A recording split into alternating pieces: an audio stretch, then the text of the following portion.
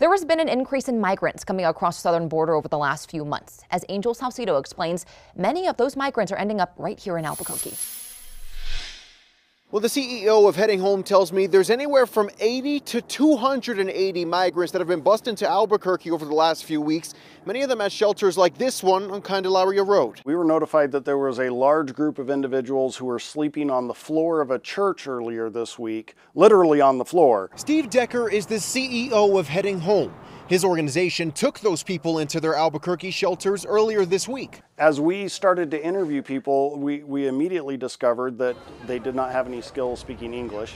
Decker says the migrants who were brought here say they came from Venezuela and Colombia. Last night we housed 47 individuals and we were able to keep them all together. We know that they arrived together and that they were not told they were being brought to Albuquerque. Ikazi Sinandile is from New Mexico Women's Global Pathways, and she tells a similar story. Last week, I was bombarded with several calls from shelters here in Albuquerque.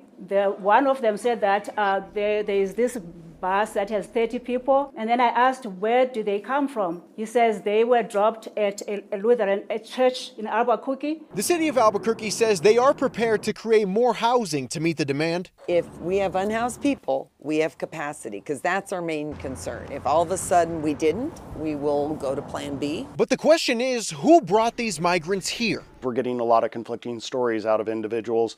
I think a lot of that is they don't want to tell their personal story out of fear of what might happen. So the city is not aware of any organization or any group of people that are bringing these people into the city?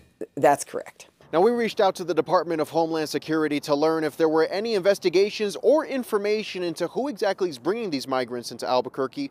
We're still awaiting their response. In Albuquerque, Angel Salcido, KOAT, Action 7 News. Angel, thank you. The city of Albuquerque tells us they are a sanctuary city for migrants and are more than happy to give assistance to people who are in need.